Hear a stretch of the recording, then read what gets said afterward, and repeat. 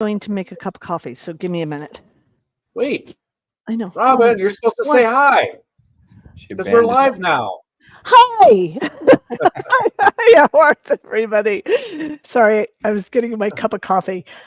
Welcome, everybody. I am thrilled you're here. Today, we're going to be talking about what's the last of the list, hopefully, depending upon how far we go in the weeds, of what's new in Chief X16. And mostly it's on rendering. So Renee is going to be our fearless leader. Of course, it's about renderings. That's his I don't know deal. about fearless. As he's talking, we all know that Renee can tend to explain things that he knows very well with the proper terms and things like that, but we basically have no idea what he's talking about. Saying. Yeah. So it's a lot of Renee, bring it back down. If he says something, you need more clarification or a definition of a word or something like that, I will try to ask them because I am in the dark as much as anybody on the things that he says. So, but if you have a question about that, make sure you put it in the chat, and we'll try to work it in and get it asked.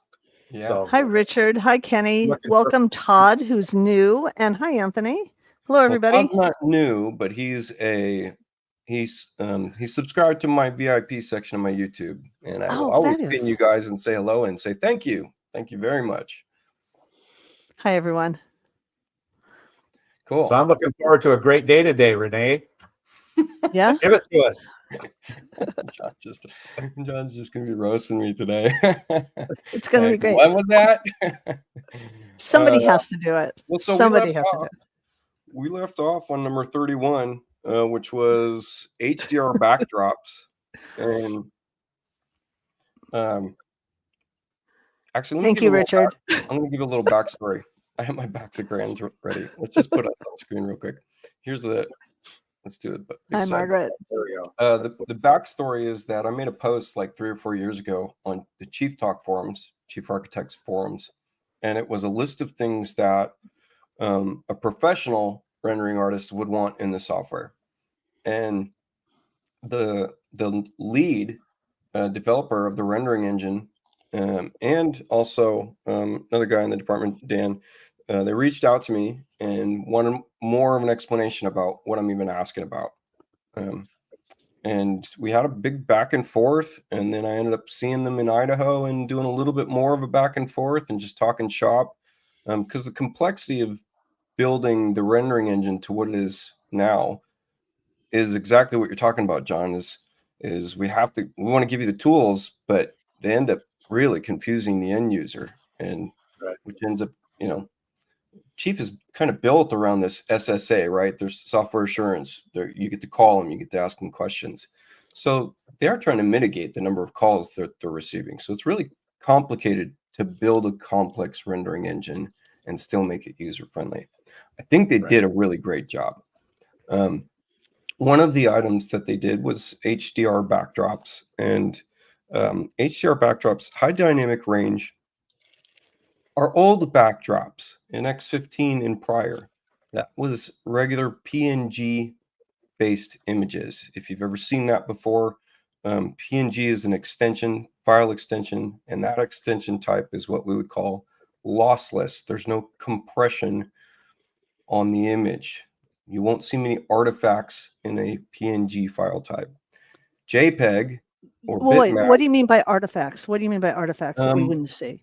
Let me see if I can. I don't know that I can fake that on the fly, but artifacts would be. And this is not what we're seeing now. They fixed this not issue, what we're seeing now, right? Okay. And so, just know that a JPEG is inferior to PNG. If you had the ability to get a material that was a PNG based material, that would be a better material to use, especially in the bump maps within Chief Architect. The bump map simulates height in your material. If you use a JPEG, you will see some things that don't look sharp or crisp or exactly the way that you want them to look. Okay. All that to say is that before we used PNG-based backdrops, and we're limited to 155 colors, where 0 is white or black. I'm going to get this backwards all of a sudden. 0 is black, 155 is white, right? Got it. So 155, 155, 155 RGB is true white, 000 true black. Now, an HDR image has, someone could look it up, but it's more than millions of different color values that you can use. Okay. And so that can bring in a lot of natural tone into your shot. Now I'm in my template right now. And in my template, I have one of these HDR images. And so when I pull a 3D view, it defaults to using this HDR image right out of the bat. So like as soon as I start pulling a view, it's already using the HDR for its basically for its color grading, color quality, its ambient lighting, everything. And in case you're not aware of this, how you even set this up is in our rendering technique options. And hopefully you'd be able to look up some of these terms, but rendering technique options, we can set it up so that in our when we're using our physically based ray trace, okay, we have this option now, use only backdrop for lighting. If we uncheck this, you're going to see immediately that this scene changes pretty drastically, right? Suddenly, this is being lit by sun. So now my sun settings are taking over. The backdrop is still lighting the backside of this house. It's providing ambient light to the backside of this house. But now the sunlight, I have control over that in terms of the direct glare on the house. The direction of the sun is very pronounced, right? And starting in X15, we were able to use what's called the Move Sun tool, and we could click somewhere on the screen and move the sun around just like this. So I'm just clicking and dragging. I mean, so this is still a very viable technique option. We have the back side of this house being lit by the backdrop, and then we have the front side of this house being lit by the sun. We also have what's called the rotate spherical backdrop. So when I use this tool, same kind of thing, I can click and drag, and you're going to see that I'm rotating the backdrop itself. Amazing. So this really helps for, setting up a composition on your exterior shots and interior, mind you. Just a second, Renee. Rebecca, if you can hear us, yes, it started. The video is going. I don't know if you can hear us or not, but everything is working good on our end.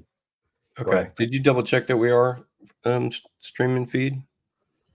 I didn't, but Dan said someone said it's Pikes Peak behind your head, so there you go. That was Nikki. Hi, Nikki. Hi, Nikki. So something that's really compelling about the HDR backdrops for me is that with a photo editor, you can come in and fake a sun location, which is kind of an interesting thought. I show how to do this in my membership area on YouTube. I'm going to go back to my rendering technique options and check that box again for use only backdrop for lighting, right? For lighting. Now I want you to notice something as I pan this shot around. This right here, I put this here. This was a big spherical image. Looked like it was cut up and wrapped around an orange and then unwrapped, right? Is what a backdrop essentially looks like. And so I took this into a photo editor and I put this big splat of sun, and then we all know what exposure is. I lowered the exposure on the overall shot, put this splat of sun. So what happens with this is actually faking a directional sunlight with this technique option. You can see here on the left-hand side, especially if I turn the exposure up a little bit more, you can see on the left-hand side that this is picking up the sun right here, right? Wow. It's being projected against this surface. If I rotate this backdrop with the rotate backdrop tool to the back side of this house, you're going to see that we've got a little bit of shadowing on the ground now as I rotate this around. Wow. So this is actually directional in a way. Now I've lit this right side. I rotated some more. Now I've lit the whole front side. So kind of an interesting technique. And another thing to keep in mind is when we pull an exterior shot and then we move our camera into the interior shot, well, Chief has what's called automatic exposure adjustment. It's working very similar to the way, if you were a photographer, the way that metering is working is we're sampling light, and then based on that light, we're adjusting our exposure automatically. If for some reason you move from an exterior camera and move that camera into interior and you're underexposed, it might be that you need to rebuild the scene, which would be in the 3D menu, rebuild 3D. And then it's going to basically remeter this scene and readjust its exposure. It was working correctly for me, but sometimes it's not always working correctly. The other way to rebuild the scene is just draw anything. You could pop a cabinet in here and it would suddenly rebuild as well. So Wow. something that goes back through the previous versions too is sometimes people would have a bunch of lights in their scene and some of those lights would be turned off. And part of what that is in the active view itself, you might have a setting that says maximum lights here. So that if I had, say, 2 maximum lights and I popped in 3 different lights in this scene,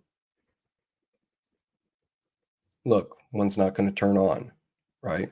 Oh. Now, on top of that, if I had, let's just say, another room here involved, and I move that 3rd light, or I copy this 3rd light to that other room, we still only have a maximum of 3 lights. Well, it's rebuilding based on what room the camera's in.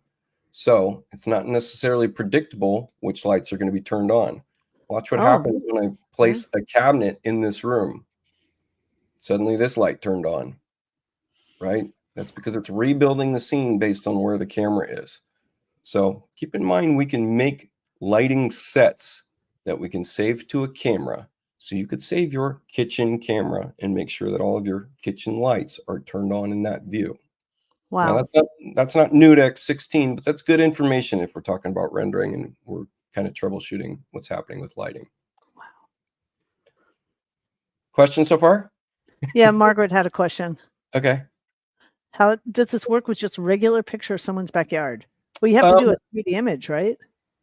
It will work with some caveats. You won't have correct reflection in your window. You can see right now we're getting a reflection in my window. If I rotate this view, it should rotate that reflection. That won't work with a still image because of the way Chief is processing that still image. They're basically repeating it in a way and doing the best that they can to create, a backdrop image for you. So it doesn't quite work the way you would want it to. You'd have to get into an editor and create a spherical rendering. And you could probably find an online tool to kind of fake that. Yeah, depends. And then Jeffrey had a question. Where that rebuild the scene button was again? Yeah, that's in the 3D menu down at the bottom, rebuild 3D. And you could drop this into your toolbars, of course, or X16. We know this is a new thing, is you could drop the tool search into your toolbars and we would just type in rebuild and there you go. Wow. You're doing it a lot, you could put a hotkey on it. What's that? You could put a hotkey on it if you do it a lot. You do a hotkey, or like I said, if you just drop an object in the scene, it will rebuild as well. Nice. Yeah. Let's see. So you can rotate any regular photo, not spherical photo. That's a good question. I don't use any regular photos. So let me see if I can't find one in the browser real quick. I do believe Chief has just some still image backdrops. Something to keep in mind. Shaking your head. I mean, I swear to God, it's like I just shake my head. I still don't understand half the things you're talking about. Oh, well, ask me questions. No, you're fine. It's just it's just very detailed, right? I mean, this is part of the program that you're an expert in. I don't use as much, not to the extent that you do. I mean, I use it, but it's not to this extent. So it's amazing. I'm always I'm always amazed. Okay. What's awesome about the rendering engine is you could go at it not knowing what you're doing and get some okay results out of it, right? So yeah. I mean, that part's kind of fun. I think that's what brings everybody into it a little bit. Absolutely. I want to note that backdrops inherently are very large image files. My own backdrops equate to 13 gigabytes of data. That's a large chunk of data.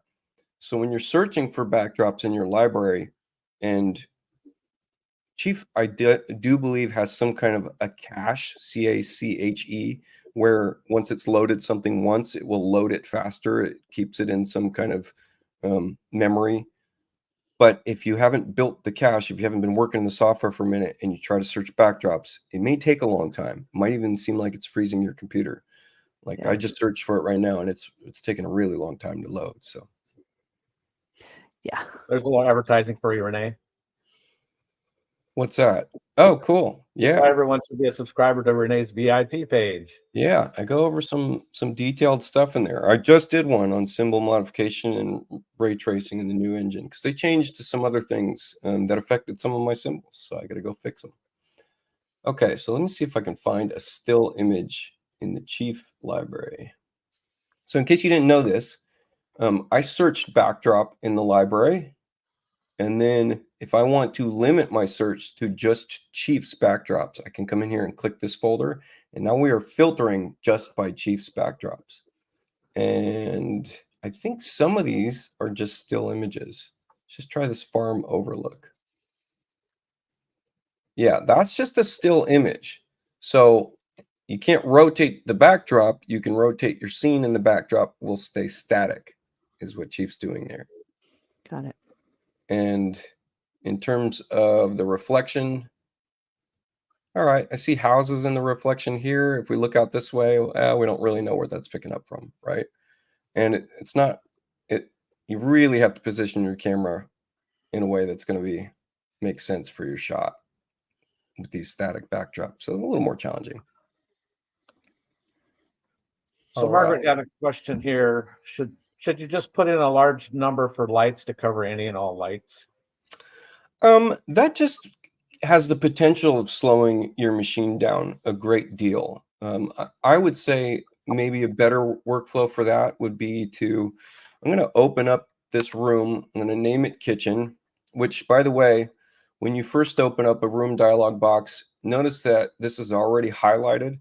You don't actually have to pick your mouse and click here. You could just type in KIT and hit enter.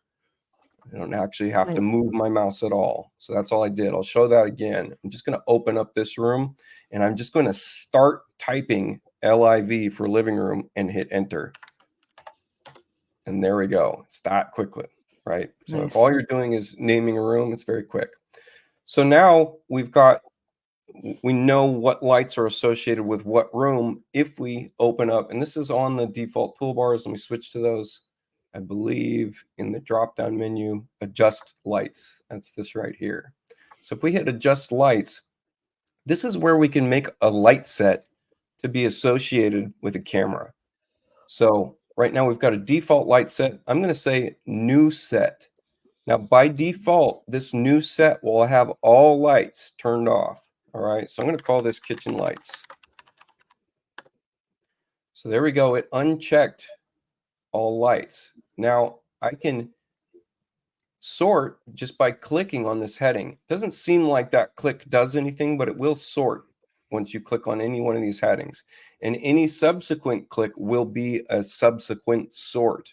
Okay, so if I had a bunch of on floor 2 and I wanted to organize by floor 2, then I wanted to organize by floor on floor 2, I believe you could still just click on room next and it would do that. So here's my kitchen lights. I can click, I can shift click, and then I can click to on. And now I have a kitchen lights light set where all the kitchen lights are turned on. Now the next thing I want to do is I want to come into this camera and I want to set this up so that it's using the kitchen light set. How do we do that?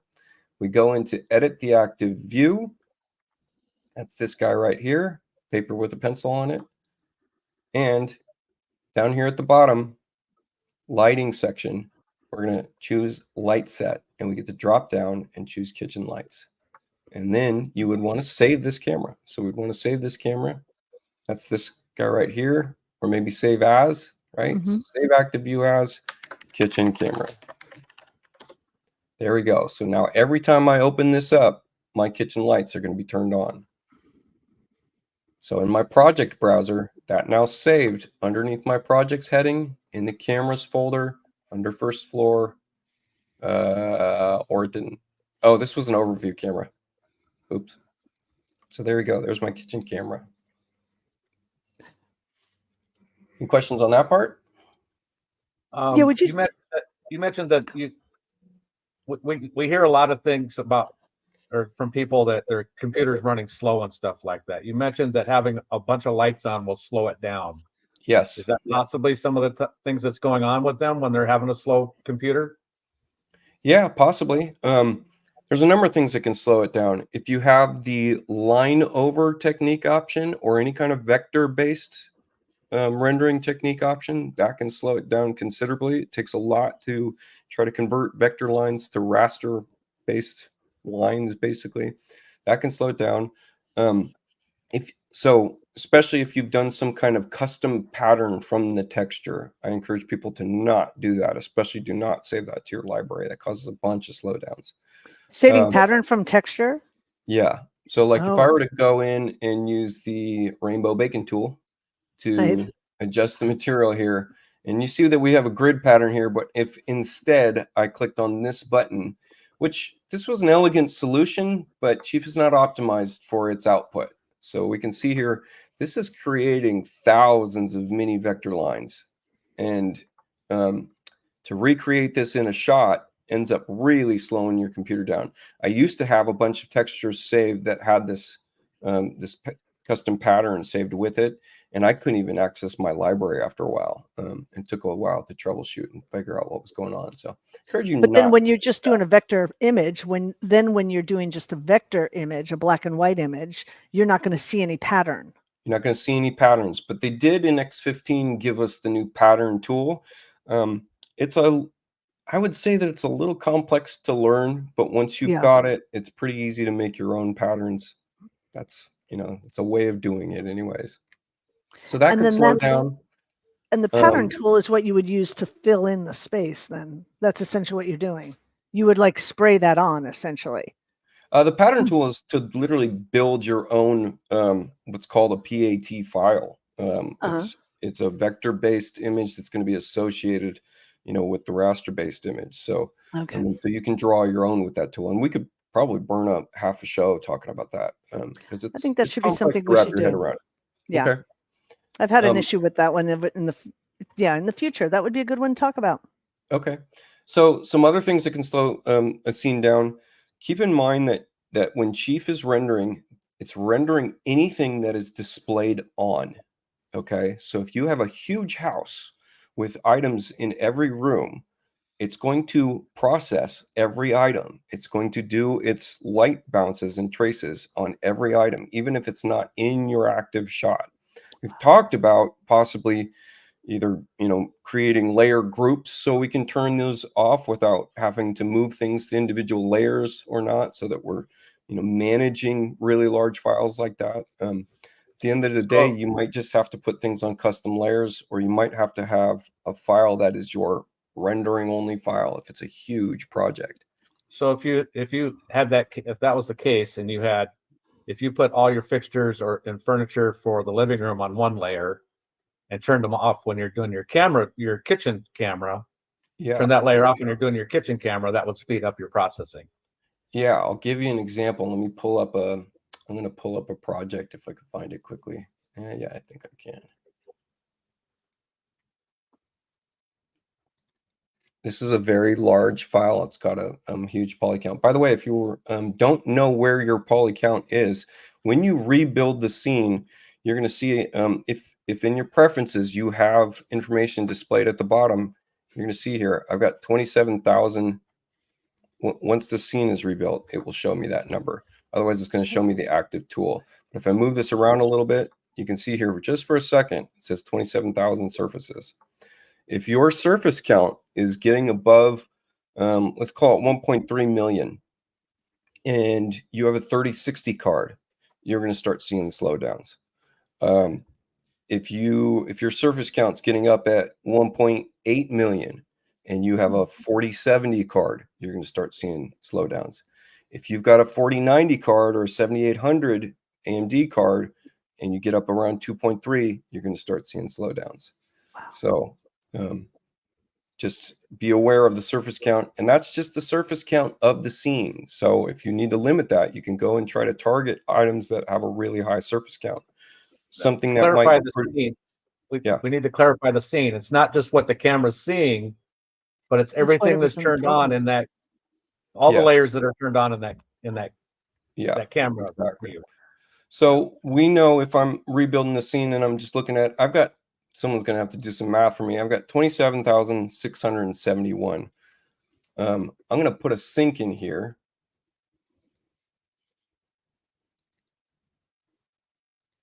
And this is kind of a detailed sink. Now Right. I've got 67,000 surfaces. Okay. Yeah, you added 40,000. You added 40,000 Very surfaces quickly, right? You just can by see adding how that fast. sink in.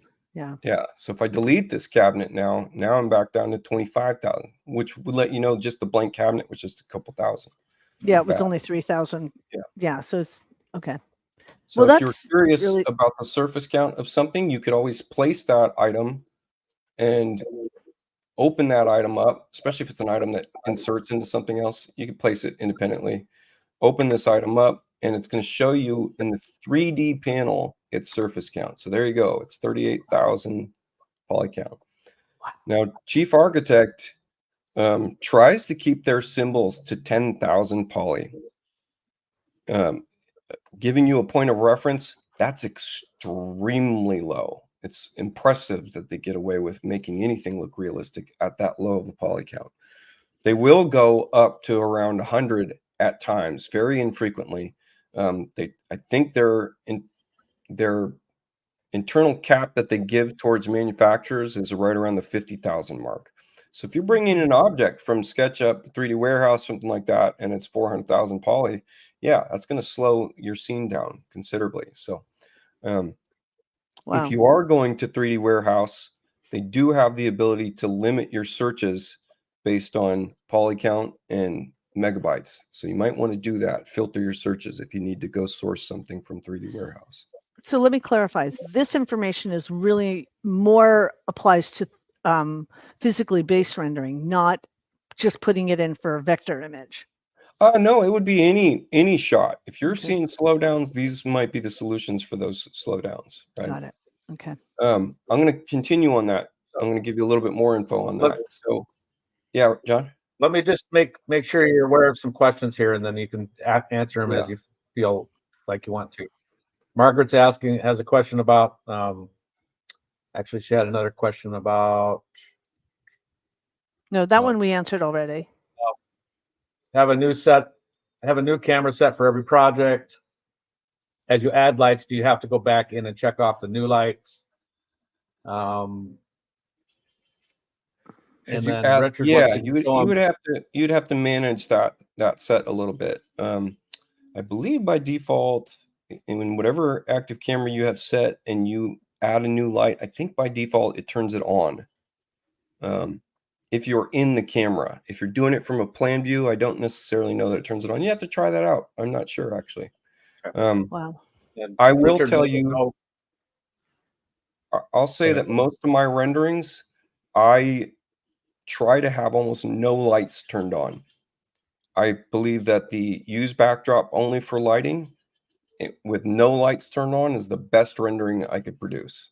Well, and the reality is the lights that you put in the light fixtures and the light source that you put on the interior of the home is not ever going to be real. It's never going to be what it would be if you actually know how to do a lighting plan, because you can't get the lumen output. You can get the lumen output, but you can't get the delivered candle power.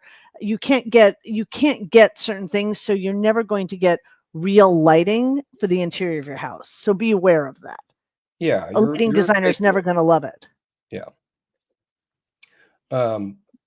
So for this particular project, because the poly count is so high, I did split this up. In fact, I saved it as a new plan file name and I called it rendering only. And so I actually have this 2 layers here right in the front of the stack. And I put a character space in front of the layer so that it sorts to the front of the stack.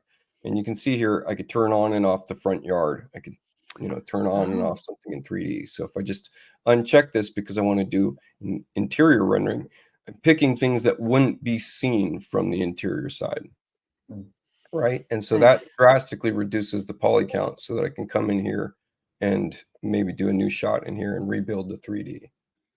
I think that's one of the biggest things I've learned so far today is to turn those layers off of things that aren't going to be in the camera view if I'm having trouble. Yeah. so that it's not rendering them, even though they're not in the picture. You know, I never realized that before. So I'm on my 4090 machine, and we're streaming live, which means the encoder is fighting the rendering. Okay, and you can see that I'm kind of glitching out a little bit. So this is just an example. I also have a high sample rate in this scene, and now it finally finished the sample rate and it did a denoise at the end. Okay, Looks good. so 4090 card, and we're at 2 million surfaces. Wow. So yeah, some of the higher end cards can handle this stuff. The 7800 I have can handle this scene as well. But if you're on a 3060 card, or especially if you're on, one of the now the Macs can ray trace. This scene on a Mac is going to take in a couple hours to resolve itself, depending on which chip you have. So just keep that in mind. It's going to be way more impactful to kind of manage the scene if you're on a Mac and trying to do the new ray trace options. Wow. So kind of slipping back to one more thing that we could do if you are on a lower end machine and you would, if you like me, love to always be ray tracing, even when I'm designing, Chief did give us something in the edit the active view. So I'm going to edit the active view, and they gave us AMD FidelityFX. Okay. I don't have background information on this, so I can't speak to it. But what I do know is that when you click this down through quality, balanced, and performance, especially if you're on a much slower machine, if you click on performance, it's going to make this scene look a little bit muddy, and it's also potentially going to be a little bit underexposed. So you see that now the scene looks very muddy around the casing and everything like that, but it is giving us the lighting quality of the shot, right? So if you want to design in ray trace and have it resolve and denoise very quickly, you could set your sample rate to something very low, which would be like 100 samples, and turn on that AMD fidelity. If you're on like an Mac M2 chip and you want to, get a better idea of the scene, you might even turn down your opaque bounces and your transmissive bounces. So now we're getting in, like we have saved plan views. We might have a working plan saved plan view. We're doing the same. We could do the same thing with cameras now. We could have a working camera. We could have a finished camera. Exactly. That's amazing. So build a custom layer set where, things are turned on and off. The problem is that you're going to be managing, if you're putting objects like on a room by room basis, you're going to be managing that. If you're in Idaho this next month at Chief Headquarters at their training events, I would tell you, please come with me. Let's do a show of force, because the thing that I would like to suggest to them is that we get layer groups. Layer groups would be something where we can group things into something that we could turn off without needing to put objects on separate layers, meaning you wouldn't have to change anything about the way your template works right now. You just get to pick things to put into a group to turn on its display or turn off. So are you talking about layer groups, or are you talking about object groups? Well, object groups would be a good definition. Maybe a better term, because you can already group layers and turn them on and off together, right? So you want object groups. Yeah. So some kind of grouping of those object groups is a better definition. Yeah, so that makes sense. If you wanted this to be performance-wise and also just the look and feel of what it was before in X15 and prior, you could set this opaque bounces down to 1. You could set this down to 1 as well. And so the only thing about this is that phenomenon where you see light leaking sometimes at the top of your building, because we've limited the number of traced paths now, the number of bounces we're tracing, that light leaking might show up. So if you've ever seen that before, that's essentially what we're fixing by increasing the number of bounces.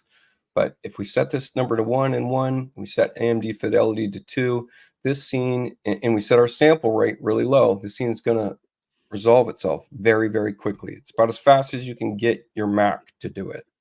Well, that's not bad looking. I mean, a client would totally understand what you're doing in that space. Yeah, it kind of looks like a really nice water painting. It's not bad. Yeah, it's not bad. But this is a great way to get to the point where you're composing a shot, and then maybe you go leave it overnight to render out with all the settings kicked back on. Right. So Richard's wondering where to find that preferences, the poly count setting. Oh, the display of this. If you don't have the display of all this information at the bottom of your screen, I know it's in preferences. I don't know where, but if you never really edited your preferences, that should be there.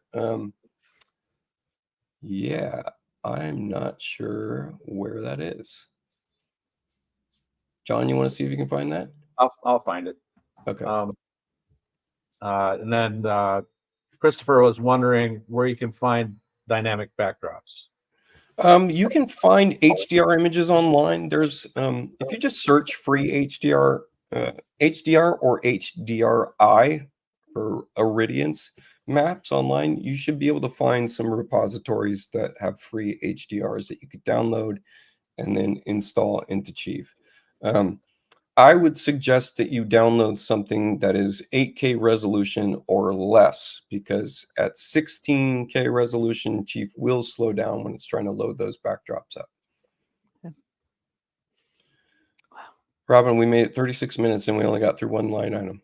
I know, it's amazing. We're going to be on this forever. I think that's okay. We're learning lots of good stuff. We are. I think that's the best part about this, is we're definitely learning a lot. So that's great. Okay, HDR image export is the next line. So when we go to File, Export, and then export a picture, I don't know that I see this option. Maybe it's not in the export picture dialog, but let me just see what file types we have here. Yeah, we have a new file type here. So if you clicked on the drop down and dropped it down to HDR, it would export with that. So that's going to be, it's going to increase your, your color map, your color numbers. I actually haven't used that yet. I should be using that on my rendering jobs. That's going to, come up with a much better quality image. So maybe I'll post an example of that when we're done here. Wow. Path traced renderings is the next line. Yeah, Robin? Oh, no, I just said you've done two things now. You said past renderings. What did you say? What did you say we're on now? We are on path traced renderings. Oh, got it. So what was that we just flashed on the screen, John? Just that you include a bunch of stuff in your pro plan. Oh, yeah. I have, let's see, in my user catalog. Yeah, I give you this kind of setup here. It's my favorite all around. Some that, the interiors, I tell you what your backdrop intensity numbers should be for these, right? So I'm giving you an example of maybe what you do there. Strong directional sun backdrops. This is just how I organize it. Close in environments, something that's, really close to the window if you put it outside. I've got scenes where if all you're doing is doing, an example of a model that you're creating, I've got some in there, and then I've got some snow scenes and some urban scenes. So Nice. I include in my templates. Path traced renderings is what we just went over. I don't know that I need to explain the whole of what that is, but when we're looking at a scene, what Chief, in very layman's terms, and by the way, I am guessing, I don't know this for certain, the developer could tell you more than I could, but essentially we're mapping pixels. So every pixel on your screen, so if you've got a 4K resolution monitor, that represents 4,000 pixels horizontally, right? So we're mapping every pixel to some kind of quality of color, of what have you. What we're doing is we're taking the distance from the camera position to what that pixel is supposed to be represented from. In this case, we've got a faucet right here, right? And then we're looking at the mesh of that faucet, and we're saying, okay, it's round. It's, it's going to bounce a light off the front of it. Then we're looking at the material that's being applied to it. Is it a metal material? Does it have roughness, etc.? And it's going to create a quality based on that. And then we're also tracing now the path of light. Now, before we had a single light bounce trace, meaning that we have a light right here, right? There's a light. It's emitting light.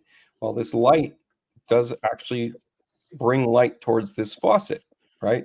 So what we're doing was we're saying, okay, we're going to trace the path of this light to this faucet. And based on what this material is, we're going to basically guess at what this pixel should look like. Okay, so that's what we're doing when we're tracing the path of light to this kind of occluded section up here where there's a lot of shadow. All right, and so when we were getting light leaking, what was happening was we were getting light from windows, we were getting light from lights, we were getting lights that were bouncing off of other materials, and then Chief's having to guess what that pixel looks like. Sometimes it was guessing that it's an overly lit pixel, and that's why it was creating light leaking. So now, to improve the quality of this, we are tracing the path of light several times. It's like we're fact checking or something. We're double checking that this is actually doing what we expect it to do. So, and the program's doing that for us. We don't do anything about that. Yeah, and Okay. we have the ability to change the settings here, right? You could increase this exponentially, but you're really only going to get an effect from tracing the path of light up to 3 or 4 bounces or something like that. If for some reason you're not getting glass to resolve in a certain way, maybe you increase the number of bounces, but 3 or 4 is typically good enough to get a more accurate scene. So, and that This is something more of when you're setting up a piece of material, then you're going to be using that more often. When you're setting something up, you're bringing in a material. Is that what you're going probably to be? never going to touch that setting, Okay. to be truthful, unless you have a problem that you're working with, Got right? it. Or Okay. like I said, if you're on a like a Mac and you want to optimize your workflow, you want to set those numbers low and then increase them when you need them. Got it. So that would be another reason you might mess around with those settings. And then the sample rate is the number of times from our camera position that we are sampling the pixel, meaning we're knocking on it, checking on it. Hey, have you updated? Did you change from the last time that we sampled you? So the sample rate, we're trying to figure out what exactly that pixel should be comprised of, right? In terms of light bouncing material, etc. So if we increase our sample rate, that's going to continuously resample a pixel. So if I jump this up to 12,000, which is a really high number, and that's extraordinarily high, and we don't need that number, and I move the camera, what you see here are what I call fireflies. And these fireflies are undersampled pixels. We haven't figured out what this pixel is supposed to be. We're continuously sampling it, right? And if we just let this go, hopefully, eventually, it will figure this out. Now, Intel built a system that is called a denoiser. So this is called noise, essentially. And the denoiser works on your CPU, not your graphics card. And the denoiser looks at an undersampled pixel. It looks at the pixels next to it, and it guesses what that pixel is supposed to be. And it does a really good job. So if you're wondering what sample rate you should set your scene, what I would suggest you do is come in here, set your sample rate really high, get to the point where the scene is maybe 50-50, where it's sampled pixels and undersampled pixels, and then take a look at the sample rate as it's ringing up its number here at the bottom, and maybe set it based on that. Got it. So a number around 500, 400, that's typically good enough. But if you are in a scene that is underlit, substantially underlit, you might need to improve the sample rate. Or if you have a scene that has a lot of transparent materials, or has translucent materials, something like that, maybe you need to increase your sample rate. Perfect. I think we may have time for one more. All right, I have an answer for that question about the for surface. Richard.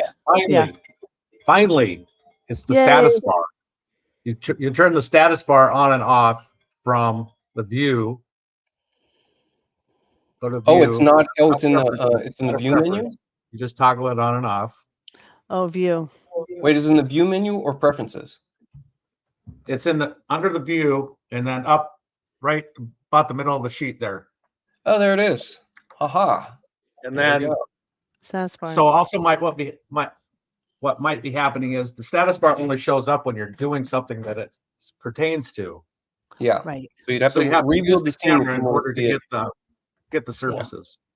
I have to move your camera or rebuild the scene in order for you to see those numbers start. Or select something. Got it. That makes sense. Yep.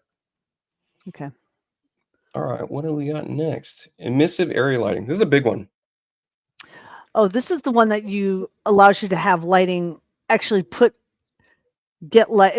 I know what we're talking about. It's when translucency. I can speak English and I can actually No, think not in trying. English. You were getting. I thought you were getting there. Well, Let's it's see. putting light on a Let surface, me, right? let me try. Actually Let me having light try. on a Yeah, it's surface. making that thing so it has light on. It's giving off light. That's what I Yeah. just said. It's putting light on a surface. Yeah, So Jeez. that's why I knew what he said, Robin, because that's what you said. Because I said it. Thank you. I appreciate that. I'm gonna just do light picker here. I'm gonna take this, excuse me, material eyedropper, and I just sampled the light here from my recessed light here, and I'm gonna spray it on this solid. Now we know that this solid is a solid. It's not an object that's a classification of an electrical symbol, right? But it is now producing light that is being path traced. Okay, and because of that, it also can be turned off in 3D, and it also shows up in your list of lights. No It's kidding. very cool, right? So if you wanted to adjust this material, you could of course adjust the quality of the light, the intensity of the light from using the rainbow baking tool, the adjust materials tool, or you could come in here into your adjust lights section, and you're going to see here it's listed. Look at that, 3D solid. And so if I expand this caret to a down caret, we're going to see here's my intensity. So I could come in here and change the intensity. Now, this menu pops up. There's a new menu for us. So we create a copy of the material. We could edit the source material across the entire plan. We could select a different material. And this is saying apply emissive and color from lights. So the reason it's doing that is because I grabbed that light material from an electrical item that is specified as a light. Okay. And so the light itself, the intensity from the light is specifying the emissive quality of this material because I used it to eyedrop it over to the solid. But I could uncheck this and set my own intensity level. Let me just set this to 1,000. And just to show what this is even doing, we'll kick it on to red. Press OK. So there we go. I've adjusted. wow. This. But is it already on an electrical layer, or it's still on a 3D solid layer? You still have to change the layer. Solid. No, still a 3D solid on a solid layer. So, and notice that this will be amazing once we get to OLEDs that you can put into paint or anything like that. Then you can illuminate your whole wall. That makes sense. Way in the future, but cool. Notice that I didn't adjust this light when I adjusted the materials and properties of this light. So they adjusted independently of each other. And all you did was just use your material eyedropper essentially and grab it from. Yeah. That's all you did. You grabbed the light from the wall sconce and just placed it on 3D, that 3D solid. Yeah. In fact, I'll do something that I know you will do at some point. Is I'm just going to throw a wall cabinet in here, and we'll just turn this wall cabinet if I can see my own screen. Glass. Do a glass front and then put. Yeah. We'll just you can illuminate the sides or something. So this is probably my preferred method for this. I feel like it's pretty quick. I can take a solid, I can move my camera, and I'm using a 3D mouse, so it's easy for me to move my camera, and I can start drawing down here, right? And so I'll draw a little solid here. Oh God, you're doing, right? This is freaking brilliant. And so now you're turning that into a light source. Here's the really nice thing about us, these solids. I'm going to bring this back face off of the cabinet just a little bit. And then what I'm going to do is I'm going to explode this entire shape. Actually, I'm going to bring the front face back a little bit. There we go. I'm going to explode this shape. That's this guy right here. I'll explode the 3D solid. What happens is the entire assembly is still selected. This exploded it into individual faces. All of these faces are still selected. If I hold control and just select this front face, now I've deselected that one face. I can delete all the rest. That left me with one face left over. This is very quick when you practice it. And then it's super simple for me to just take that eyedropper, grab this, come back over here, and populate, right? And so now when we click on the ray trace, there we go. And I need to adjust this.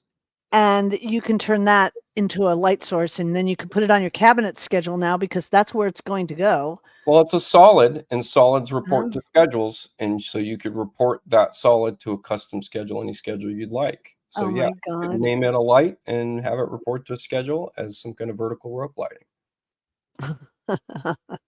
That was so easy. Okay, right there. I'm like with Margaret. Oh my God. Oh my God. That's fabulous. Yeah, so drop that around. And then you Now, and I you will have say you- I noticed something about this that was funny the other day, and I'm going to try it live right now and see if it does the same thing. When I copy, paste, and reflect about this cabinet, which should put it on the other side as well, I noticed the other day that it's not producing light in the correct direction. So it's Oh. projecting light back towards me as opposed to back into the cabinet. because when it's shifting, it's not, you only have one face, and it's that face is doing that. It's going to the back. You have to and rotate it.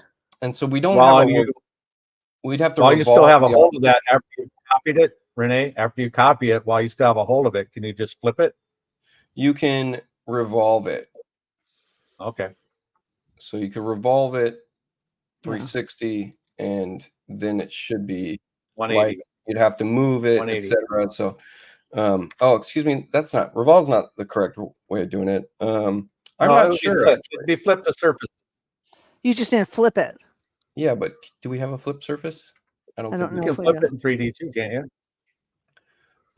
We have Maybe not with it. You could if it was still a solid, you could have done it, but yeah, I do not. Why are you just doing it off of one surface? Yeah, why are you doing one surface? Why don't you just keep it as a solid and just make it, you know, what, 3/8 of an inch thick?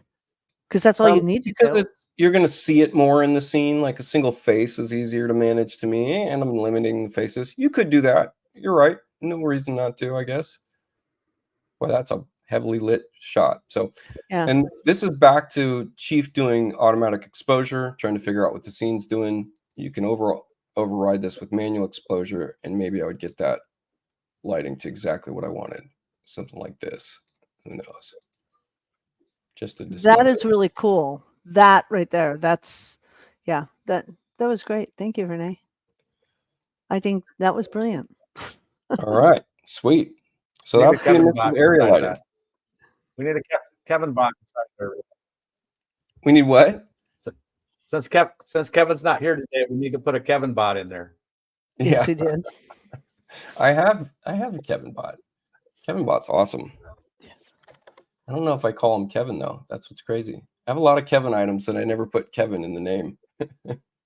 Oh, there he is. You're so funny. Wow. And you could turn him into a light source, and that'll be great. Yeah, exactly. You can make the cube that he's holding light up. So we are not done with all that's new in X16 yet. We're still not done with it. We're still not done with it. Yeah. Oh my goodness.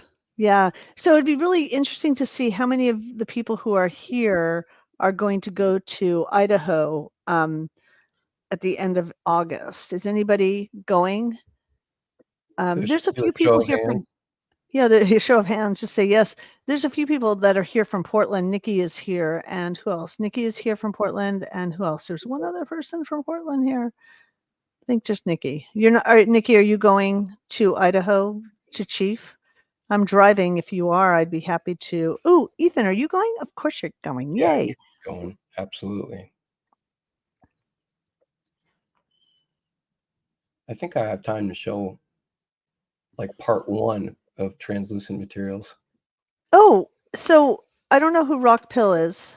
Are you're going to, you're just from Vancouver. Hello.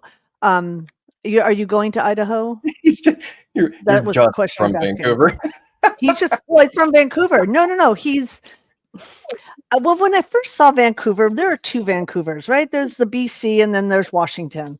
Okay. We don't want to put Washington down. So, because, they already feel like they're the ugly stepsister, and that you're not ugly. We love Vancouver. It's a beautiful place. I'm just teasing. Like you're digging holes over there. I am really digging holes. I'm sorry.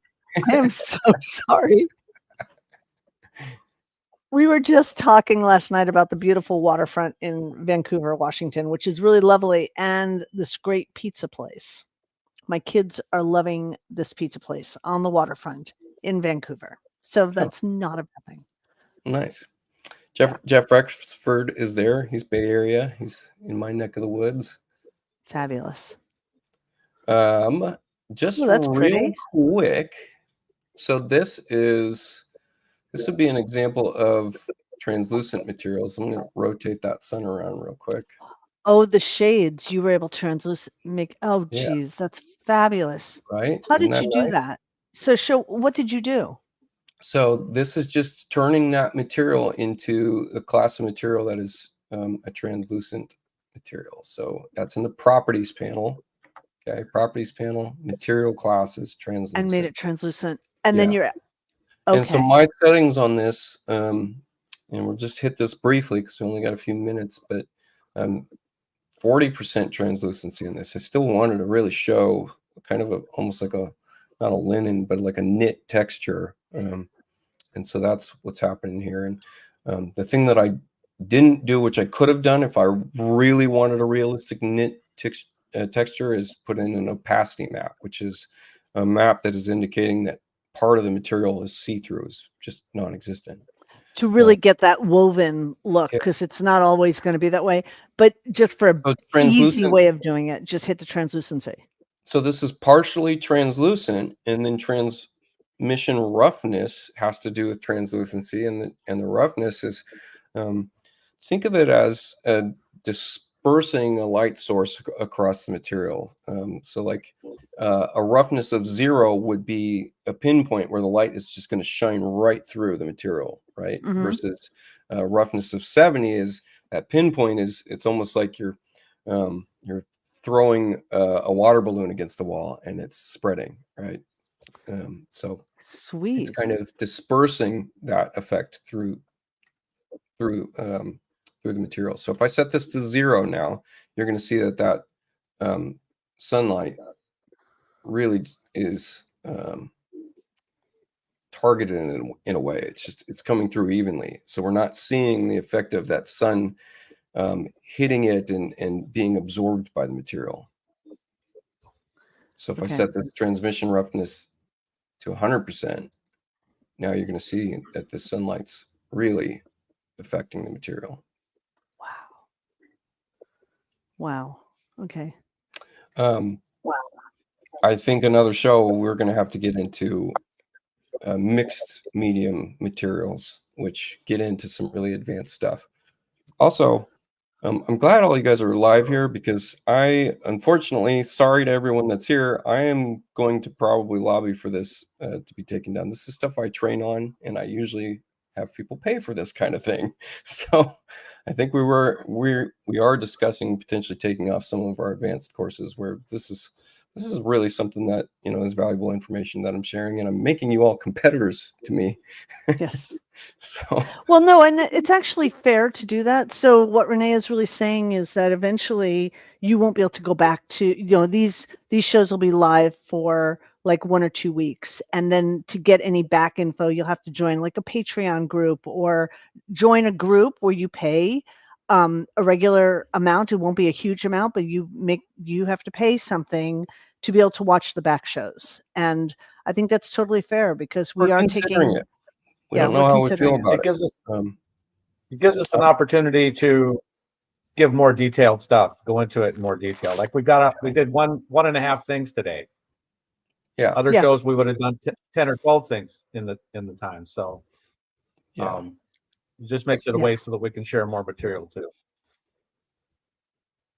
Yeah, we got more questions. Anything else? We're at 10:59. We're right on time. It's amazing. Yeah, we are ready to go. You guys, this was great. Renee, thank you. I always learn something from you, and I really appreciate your time and what you put into this. So fabulous. Thank you. And I always love seeing I always love it. I learned so much from you guys. It's here, I feel like this is such a huge value. So I really appreciate getting the opportunity to be part of this group. So thank you very much. I hope you guys who are watching enjoy this as well, and have a lovely. I'm going to show you one more thing before you Of say course have a lovely day. Okay. I think I repaired these. I'm going to see if they actually are repaired or not. Are you going to ruin our day now, Renee? Are you going to ruin our day? Let's see. Okay. Oh, I have. Oh, what are those? Is that all John Pappy Van Winkle bottles? That's my non-fixed. This would be the X15 versions of them. Uh-huh. And let me see if I have the newer versions of them. Yeah, these are the X16 versions of them. Wow. So this is a mixed material class where we have a metal map here, we have a glass map here, we have a translucent map, and we have a clear coat as well. And this is all from one material. This whole thing is one material. So this is getting into mixed material class, which is very complicated to understand if you don't dive in like this and be a big nerd like I am. So you can see here that the properties panel looks pretty complex, probably more complex than you've seen before, right? So it got a lot going on in here. Anyways, maybe we'll get into this next time. There you go. That's amazing. Anyway, you guys have a great weekend. Have a good week. We'll see you in a few weeks, and take care. I like this. Talk to you later. That one's funny. Yeah, that's definitely funny. Anyway, thank you. God, that was great.